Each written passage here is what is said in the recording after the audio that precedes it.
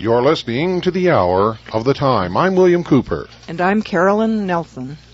From the Rose Cross College, which is a resume of the teachings and proceedings of the Rose Cross College during its session held in the month of October 1916 on the 400th anniversary of the founding of the order, the Imperialistic Council and Venerable Order of the Magi, its instructions and the official degree, Priests of Melchizedek, the Knights of Chivalry, and Order of the Holy Grail. Edited by R. Swinburne Clymer, October, and copyrighted 1917, published at Beverly Hall, Quakertown, Pennsylvania. At the close of the June convocation of the Rose Cross Order and Sacred College, it became evident that a convocation of the Sacred College and the Order of the Magi would be necessary in October in order to continue the work and commemorate the anniversary of the foundation of the Rose Cross Order dating from the year 1516. On the second day of June, special letters of invitation were mailed to all members privileged to be present at the October convocation, and arrangements started so that not only might lectures be given every day during the entire month of October while the college was in session, but that ancient degrees, Sons of Osiris, might also be conferred as they had been during the month of June upon the delegates then present. Information had been received at headquarters from different sources that men without any authority whatever were using the name of the Magi. Men who were not and never had been on the rolls of the order. Acting upon this information, it was considered best that special effort should be made to convene the order during the Sacred College session, and when convened, the official degree Priests of Melchizedek should be conferred upon all who were eligible. During July, it became evident that if the work in several large cities were to go forward, leaders should be officially ordained. With this in view, the following notices were mailed to the members of the Royal Fraternity Association, Incorporated. My dear brother, in accordance with the power vested in me as President of the Royal Fraternity Association, Incorporated, and at the request of the Order of the Illuminati, degree Knights of the Rose Cross, I herewith invite you to be present at a special session of the association to begin October 1st and end October 30th, 1916.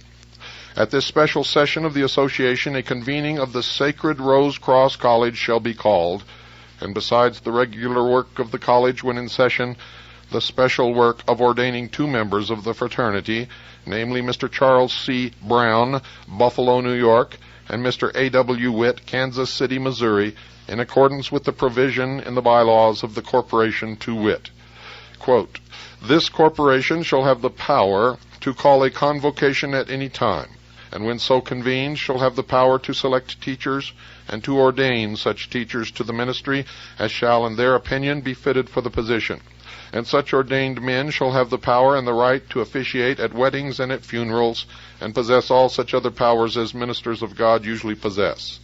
In accordance with the laws made and provided for in our corporation, we issue this invitation that you may be present. God be with you. Fraternally yours, signed R. Swinburne Clymer, President.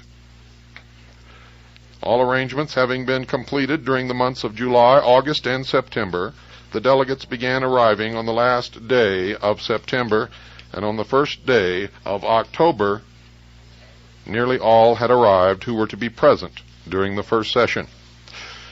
On October the 2nd, the Sacred College was called to order, and lectures being given in the forenoon, afternoon, and evening of each day by those who had prepared papers. Before the morning lecture, a private session was held, presided over by Charles C. Brown of the Buffalo College, and conducted in the manner of the private classes at college in Buffalo, New York. On the evening of October the 11th, all the delegates repaired to the Grove of Osiris, where the 3 degrees, ancient mysteries of Osiris, were conferred upon those delegates not previously initiated.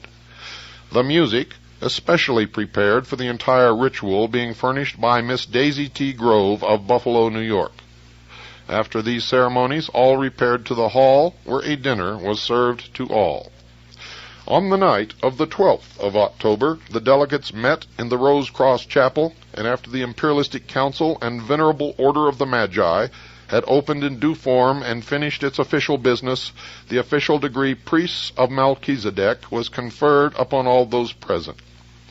Following the conferring of this degree, the council closed and a special official session of the Royal Fraternity Association, Incorporated, was called to order. After the opening of the business session of the association, the official letter mailed to members was read by the acting secretary, Miss Vera H. Barr, and approved by officers and members present. It was then moved and seconded that Mr. A. W. Witt of Kansas City, Missouri, should be ordained to the ministry in harmony with the corporate powers. Mr. Witt was called upon to make his confession of faith and allegiance to the Church of Illumination and to read the thesis prepared for that purpose. The ordination in due form followed. After the ordination of Mr. Witt, the following resolutions passed by the officers of the corporation in special session on March 10, 1916, were officially approved by all members present. First, because certain people without authority from this corporation or from the true Rose Cross order long established in America have started organizations calling themselves Rosicrucian, but without any Rosicrucian teachings and directly in conflict with Rosicrucian laws and usages, it has become urgent that the Royal Fraternity Association shall issue a certificate of membership, good for 1 year, to every student who enrolls with any one or other of such orders or fraternities. The fee for such membership certificate shall be 25 cents to cover cost of issue and clerk hire. At the expiration of 1 year, the holder thereof shall make application for a new certificate. All such certificates shall be on record in the office of the president of the corporation. Any student expelled from the order makes void his certificate unless reinstated.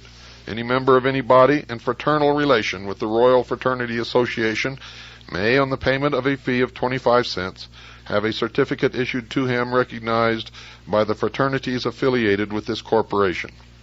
These rules to go into effect immediately. It is regrettable that such rules and regulations are necessary. Not less than 6 different associations have sprung in existence calling themselves Rosicrucian, without a shred of Rosicrucian teachings, and 3 other associations calling themselves Magi or Melchizedek, without any authority of any Magi, and all of them years after the institution of the legitimate bodies. Furthermore, when 6 members of the Black Brotherhoods have enrolled in the true fraternities within a year to gain secrets to be used by the Black Brotherhoods, we realize the importance of strict rules. For this reason, the Royal Fraternity Association as a protecting body became a necessity. Following the session of the Imperialistic Council of the Magi and the session of the Royal Fraternity Association, a midnight dinner, the October Feast of the Gods, was partaken of by those present. On the night of October 13th, after the opening of the official session of the corporation, the following resolution, voiced by the chairman and seconded by Reverend A. W. Witt, was passed.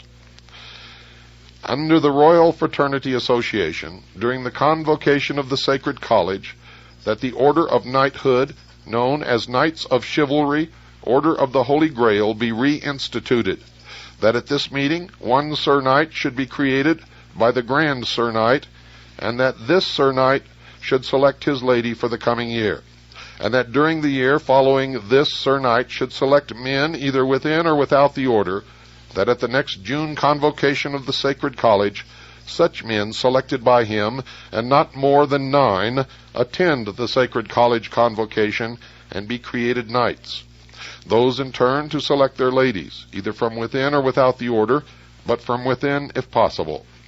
Only men of the highest standing to be selected, men of the highest moral character, men chivalric towards womanhood. Each man must study and be familiar with the labors of chivalry, legends of the Holy Grail or Holy Grail, and the Golden Fleece of the Jason Society. After the first year, that a certain number of men worthy of the honor be selected, also ladies to the same number, the total of men knights not to exceed 199 during the first 7 years. That the first one to be selected and created a Sir Knight be August Rue, spelled R-H-U, medical doctor of Marion, Ohio, because of high attainments in his profession and the favorable aspects of the heavens to his nativity and of the prophecy made by those who know. Biography: August Rue, Marion, Ohio, specialty surgery and gynecology. Born in Seneca County, Ohio. Graduated from Western Reserve University, Medical Department, Cleveland, Ohio, 1885. Fellow American College of Surgeons, 1914. Yearly special course in surgery and medicine since 1885. Is also an author. Immediately upon the passing of these articles, Dr. Rue was created a Sir Knight and selected as his lady-in-waiting for the year, M. Alice Reese, spelled R-E-E-S-E, of Kansas City, Missouri, who was then knighted as a lady. R. Swinburne Clymer, as Grand Sir Knight, was ordered to prepare rules and regulations for the Sir Knights after ancient usages. On the 15th day of October, the first session of the Sacred College came to a close, and the delegates returned to their homes. The officers remained for the second session. The second session of the Sacred College was called to order on the 16th of October, at which time the delegates had arrived for the second session. Lectures at once began and continued for the rest of the month. On the evening of the 17th of October, those present repaired to the Grove of Osiris, and had conferred upon them the ancient degrees of Osiris, in like manner as that conferred upon the delegates of the first session. The midnight dinner, Feast of the Gods, followed the conferring of the degrees, followed by the usual social session. On the night of the 18th of October, the delegates and officers repaired to the Rose Cross Temple, and after the imperialistic council of the Magi had come to order, the ancient degree, Priests of Melchizedek, was conferred upon them. After closing the temple in due form, an official session of the Royal Fraternity Association, Incorporated, was called to order. Charles C. Brown of Buffalo, New York, was brought before the session and requested to make his confession of faith and allegiance to the Church of Illumination and read his thesis. He was then ordained to the ministry in due form. After Mr. Brown had been ordained and the business of the corporation brought to a close, a dinner was served to those present. Lectures continued thrice daily, with a special session, each forenoon, led by Reverend C.C. Brown until the night of October 24th, when word was received that Joseph A. Walter, 32nd degree Freemason of the Scottish Rite, of the Buffalo, New York Consistory, A.A. Scottish Rite, a brother of the order, Fraternity Sons of Osiris, would arrive that day. On his arrival, the imperialistic council and venerable order of the Magi convened, and the ancient degree Priest of Melchizedek was conferred upon Mr. Walter, followed by the official dinner in his honor. Of the lectures given during the month of October, only a limited number can be given. The dedication service, to be used in all ceremonies of ordination to the ministry in the Church of Illumination, was prepared by the writer some years ago, and symbolic of the path taken by the neophytes desiring to reach illumination. The article concerning the Magi and the work on the order of knighthood, with exceptions as noted, are from the same pen. With the exception of the Church of Illumination, the thesis prepared by Reverend Charles C. Brown, no other lectures were given by him, as he conducted the private classes during the time of the convocation. Our work was prepared by Reverend A.W. Witt as his thesis for ordination, and the all-seeing eye is by the same writer. The lecture, Origin of Symbolism and Eugenics, as taught by the Sacred College, are by Grace Kincaid Maury, a graduate of Oberlin College, secretary of the Buffalo Rose Cross College, and secretary of the Royal Fraternity Association, Incorporated. The All-Seeing Eye is by Wayne E. Cake, who has given the subject consideration from the standpoint of a Freemason. Eugenics, a lecture by Clara Witt, the acting secretary of the Rose Cross College of Kansas City, Missouri, a writer on eugenics and the sacredness of motherhood in the various Masonic magazines of the Middle West. Obedience, a lecture by M. Alice Reese, who was knighted as lady to August Rue before mentioned. The Christ Birth is a lecture delivered by Vera H. Barr, one of the teachers of the Kansas City College and assistant to Reverend A.W. Witt. The Power of Thought by Mrs. John W. Cook should have careful consideration by all students, as we recognize that thought is the base of all action. These are but very few of the many lectures delivered during the sessions of the Sacred College, and are given because they are fundamental and show the practical scope of the great work. The next convocation of the Sacred College is called for May 15th, 1917, to be held in 3 sessions. Besides the regular lecture course, all the ancient degrees will be conferred, and in addition, the Temple of Philician degrees. Fraternally given, R. Swinburne Clymer, Beverly Hall, November 25th, 1916.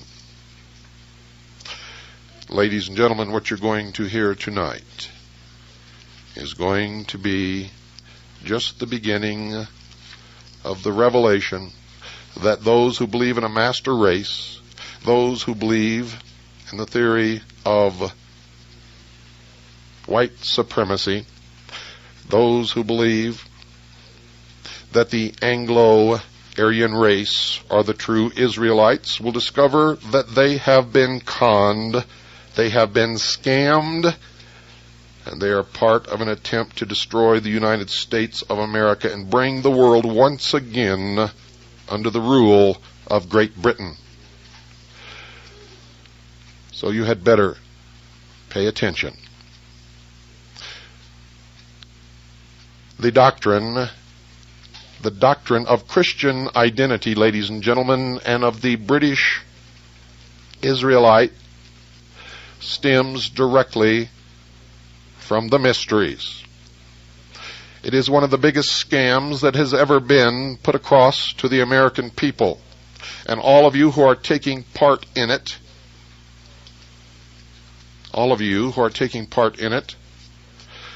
are, for all intents and purposes, calling Jesus Christ a liar.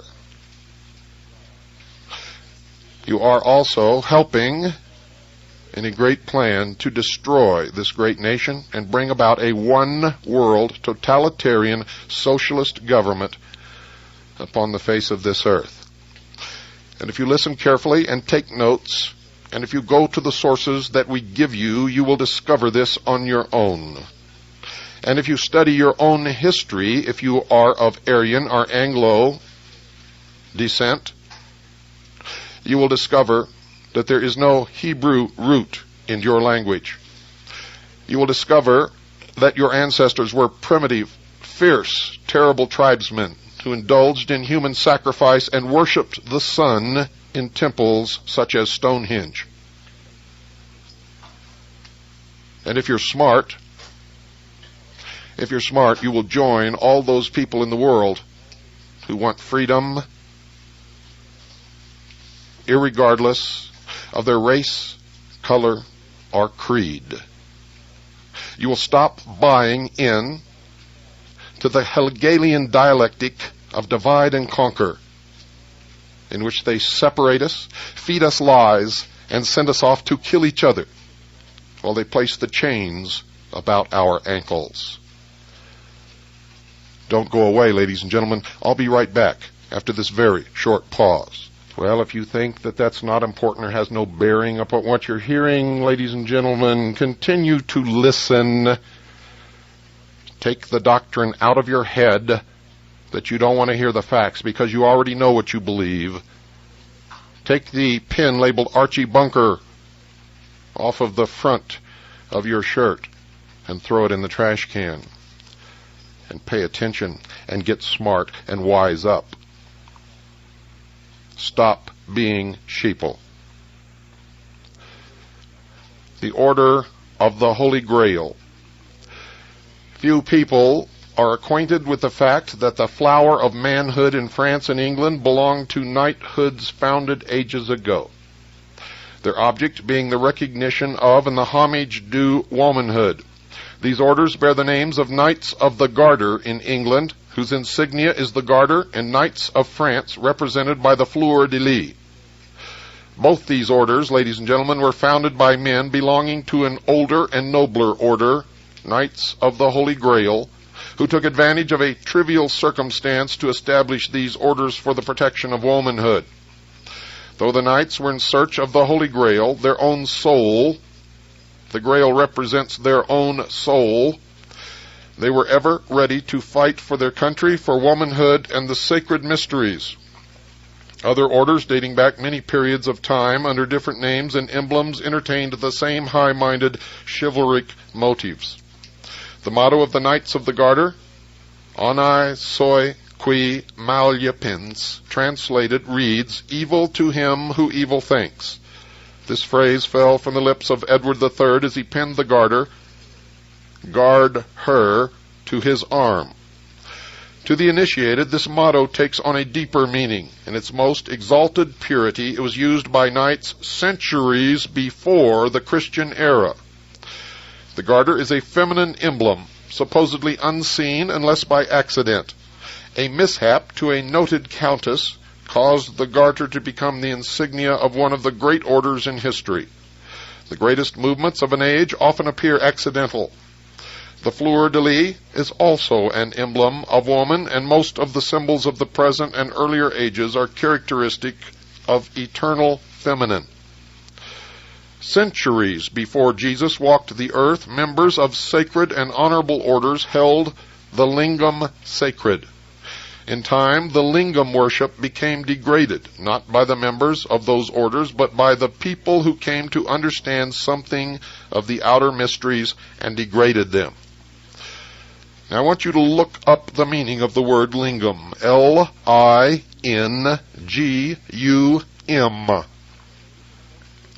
The faith of both Christian and Catholic devotees is symbolized by emblems of sex. The Christian cross indicates the male and the heart, that of the opposite sex. Both cross and heart are creative or phallic emblems. There is nothing greater or higher in the universe of God than creative power. The power that can create can also recreate and regenerate. If we honor the Creator, why not the created creation? All the wisdom, philosophy underlying the knights of the different orders and the mythologies was based upon creative power.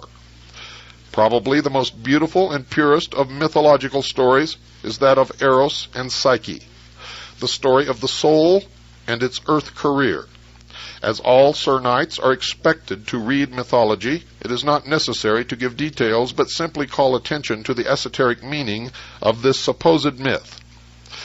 Aphrodite, or Venus, the fairest queen in the Greek heaven of the immortal gods, was subject to pride and jealousy and demanded homage because of her sex and beauty. Psyche, the soul, untainted by sin, was possessed of a beauty far more attractive and compelling than the mere physical beauty of Aphrodite. The inference is plain. They were rivals. In her innocence, Psyche worshipped Artemis, or purity, the deity of virgins. She had no desire to attend the festivals of Aphrodite, the goddess of love and beauty, because she knew not of love and beauty. This gave offense not only to the priestess, but to her parents as well. The parents called by us temptation, which is the beginning of all knowledge, induced her to appear before the goddess in all her purity and innocence. The worshippers fell down before her. Such obeisance to another beauty roused the anger and jealousy of Aphrodite, who vowed vengeance on the radiant Psyche. Not having sinned, only listened to temptation, Psyche was really not subject to punishment. The soul that listens to the voice of the flesh is not necessarily punished for that which follows, but because of passive resistance, it permits itself further temptation.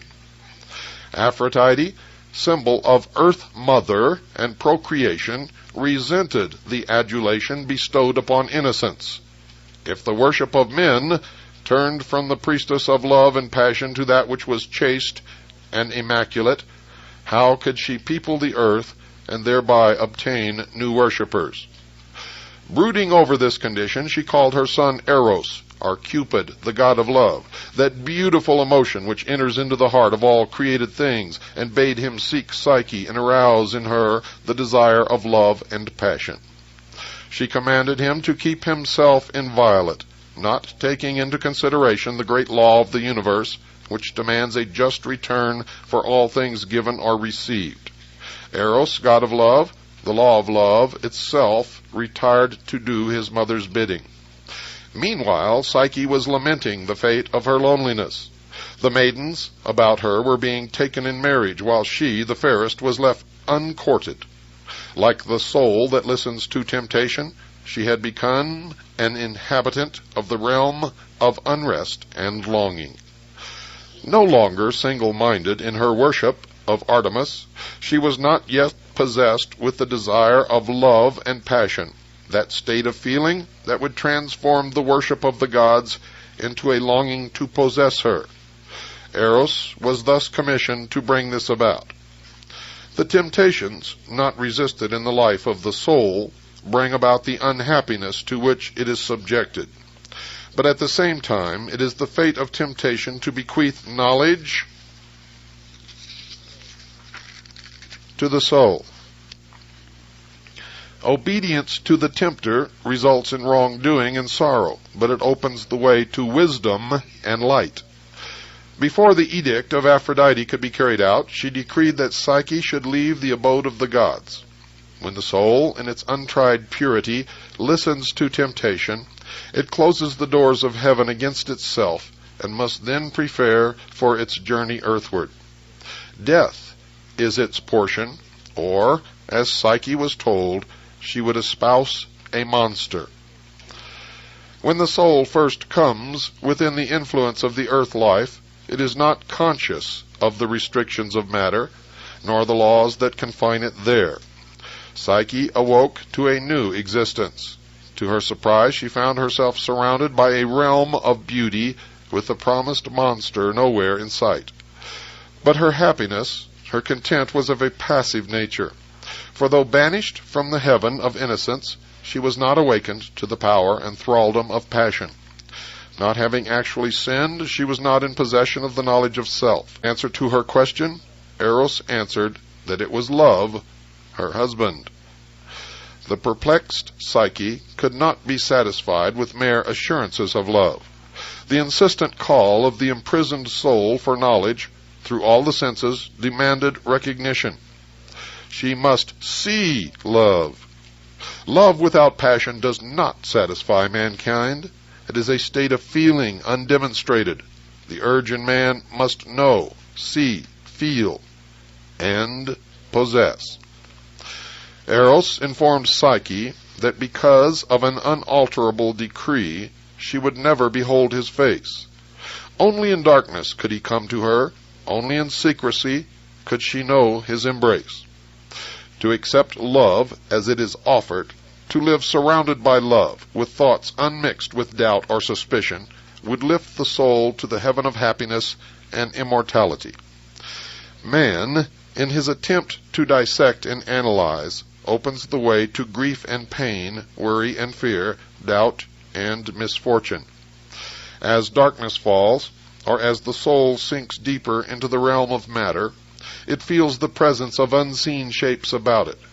Fear contends with love, while passion awaits nearby. But Eros, love, makes himself heard through the veil of flesh, and whispers, "Fear not, though the darkness of night surround thee," flesh covering the soul, "I am with thee. My love shall sustain and protect thee. No matter where thou goest, to heaven or hell, thou art mine, my beloved, as I am thine, for I am love, the delight of the world, the giver of life." With love in the soul, there is nothing to fear. When the soul is supported by love, evil is powerless. Love not only gives life, not only bequeaths youth, health, and strength, but molds and perfects mankind. As Psyche received Eros, love, a thrill of joy, passed through her. She opened her arms to the tender form of the lovely youth and cried, "Who art thou that takest pity on one doomed to be a sacrifice to the most terrible monster of the demons of hell?" Eros answered, "Fear not the monster of whom the oracle spoke. I am thy husband. I am he before whom both gods and fiends have reason to tremble." Love supreme is the husband of the soul. It may lead its spouse to the innermost shrine of heaven. Its shadow, lust, may lead to the lowest round of hell. So often mistaken for love, lust roams the earth, seducing, betraying, destroying womanhood. This unspeakable evil was the demon, the dragon, the monster for which the knights of the Grail were banded together to slay. All illnesses of women stem from the lust of men. Love supreme is the husband of the soul. Psyche, still fearful, replies, "Why, if thou art Death, that fearful ruler of the land of shades, whom even the mighty Zeus dreads, why comest thou in so pleasing a disguise? Thy voice is music, thy breath the perfume of roses, and the touch of thy lips enraptures me. What shall I call thee?" The answer of Eros, "Call me Love," is a light set in the midst of darkness. Love dissipates the blackness and unreality of death, disintegrates carnal, sensual desires. The love-encircled soul is able to resist destroying passions. It slays the dragon in its sacrifice to gain that which is real. Interpreted in another way, death, in the pleasing disguise of reward and release, kisses the lips of the weary, bids the soul fear not, and liberates it from the thraldom of earth. Love presides at birth, for through it the soul descends to earth and its consequent experiences and lessons. Love presides at death, for through it the soul ascends to freedom, peace, and joy. O love and death, O death and love, how wondrous kin ye are! The planet Venus thus at once is evening and morning star. O love and death, O death and love, life ended, life begun.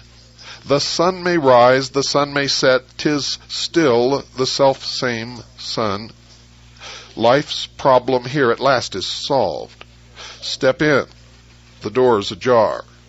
O love and death, O death and love, how wondrous kin ye are.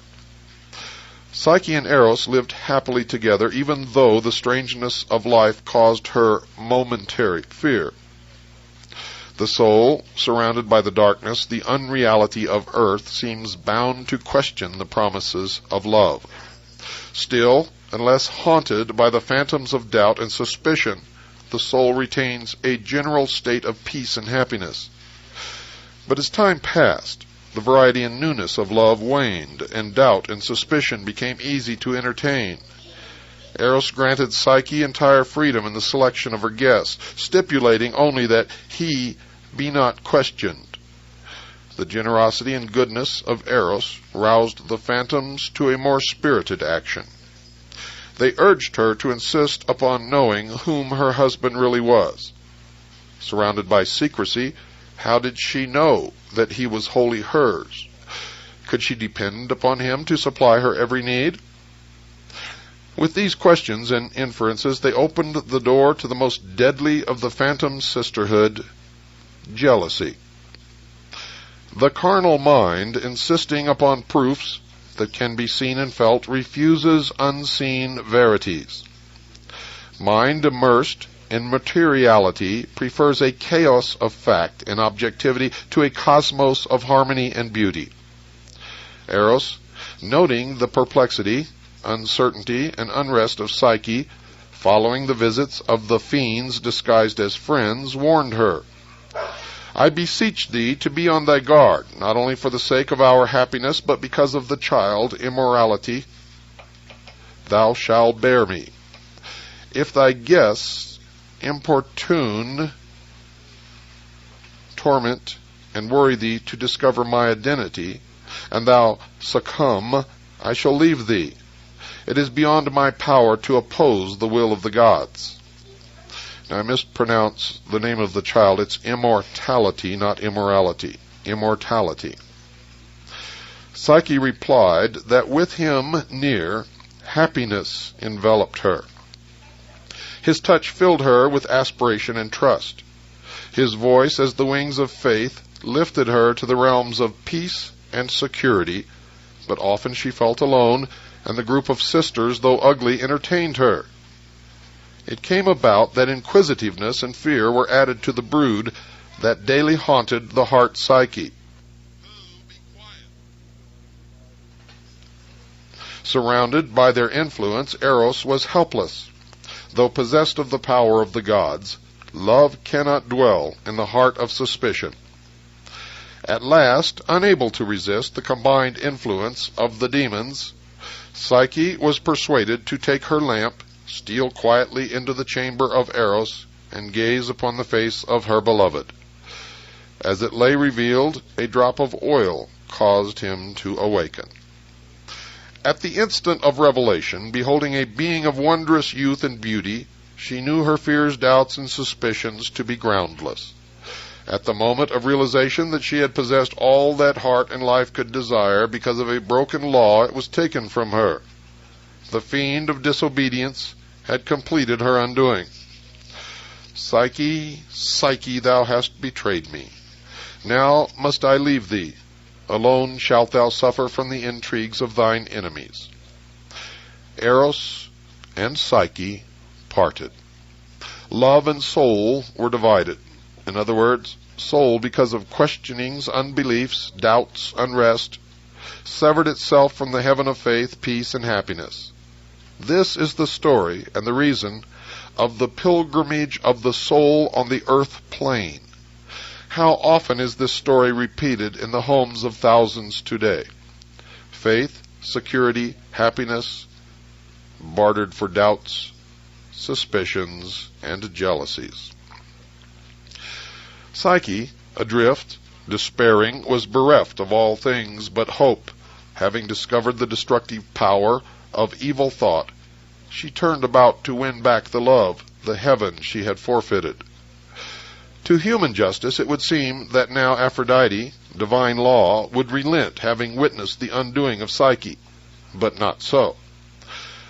The pain and suffering and longing of Psyche could in no wise mitigate her punishment. Thou shalt by no means come out thence till thou hast paid the uttermost farthing. To have reinstated Psyche among the gods would presuppose a power greater than law, which could nullify or soften its own edicts. Law is not annulled when all is lost through obedience, disobedience. Law is not annulled when all is lost through disobedience. Through pain and travail does one gradually win back their lost estate. Now Psyche called upon all the gods to aid her in recovering love. Her prayers and supplications failed to reach that high heaven, for a broken law becomes an impenetrable wall between an entreaty and its fulfillment.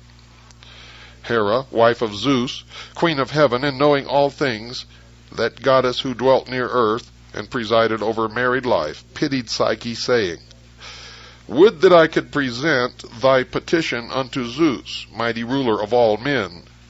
That cannot be, for the word of Aphrodite is powerful, and her decrees inviolable. Thou hast brought about this thy fate. Endure the trials that shall come upon thee. Believe thou shalt dwell again in heaven, and work out thine own salvation. Psyche, whose one desire was to recover the delight and happiness of the past, endured the trials. She accepted the punishments. She passed the tests imposed upon her. As the reality of the statement became apparent to her that, to the soul without love, all is empty and hopeless, she turned as to a friend to the god of death, that monster whom she had most dreaded, and begged him to take her to the realm of Hades. The performance of that journey was the extreme penance for disobedience. And in the willingness to suffer death, in the willingness to be purged of all sin, she brought about her release, for she had paid the uttermost farthing. Now, hearing of the voluntary journey of Psyche that she might regain love, Eros flew to her assistance, liberating her from the Stygian slumber, awakening her to life and love and youth. Ah, Psyche, thou most perished to atone for thy fault. Knowest thou not that only the gods can pass and repass the river Styx? To them it is a fountain of youth, but if mortals drink of it, It binds them to the wheel of birth and death. The gods recognize thy expiation and bid thee drink of this cup of immortality. Now had Psyche reproached Eros for her unhappiness, had she refused to place the cause of her sin and suffering upon herself, had she given up the search for lost love, the usual fate of mankind would have been hers. Unhappiness, poverty, worry, sickness, stagnation, death are the result of ceasing to search, to struggle, to conquer. The soul forfeits love and immortality through disobedience. It achieves love and immortality through faith and trust and loyalty. Death is the problem of life, but love is its solution. The search of the incarnate soul for immortality through the instrumentality of love is typified in the search of knights for the golden fleece or the Holy Grail. Bet you wondered where I was going. The legend of Eros and Psyche may be interpreted as the soul in search of love and immortality, enduring anguish and suffering caused by the sins of fear, doubt, suspicion, and disobedience. Other legends, as unfolded in this series, will outline and reveal those inner meanings and the significations of which are of importance to the students of knighthood and chivalry, this branch of the Illuminati, which originates in the Anglo-Aryan race. In the myths, ladies and gentlemen, surrounding King Arthur and the Round Table, and of those knights of the Holy Grail who were the forerunners of the Order of the Garter and other knighthoods, and in particular of the group known as the Round Table, one particularly is worthy of interpretation, demonstrating as it does the use and abuse of power. And in the second hour tonight, we will tell you the story of Merlin. The story, ladies and gentlemen, of Merlin.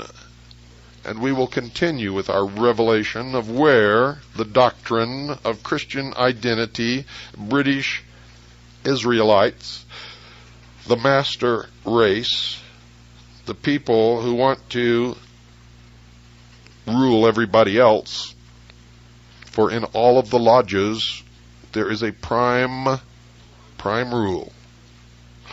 The Anglo-Aryan race is supreme, and you will find no one of color in the lodge. Ladies and gentlemen, this scenario has been played out throughout the history of man. It has never changed.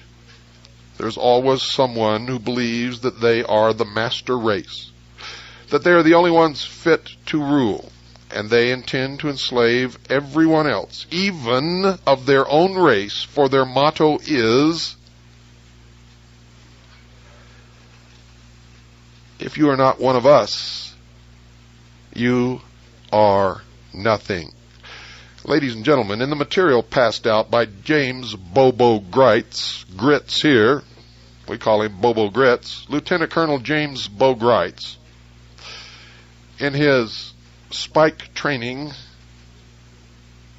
advertisement literature, and his Spike video, you will see that Spike is spelled, and I left it up to many of you to learn what it is on your own. Some of you did, most of you did not. S-P, Penis of Osiris, K-E. S-P, Obelisk, K-E. S-P, Phallus, K-E. S-P, Stupid Sheeple, K-E. You had better wake up out there, and you had better do it really quick. I'll be back, folks, 9 p.m. Pacific, 10 Mountain, 11 Central, and midnight Eastern Standard Time. Don't miss it, and if you do, tape it, and if you can't tape it, order the tapes from us.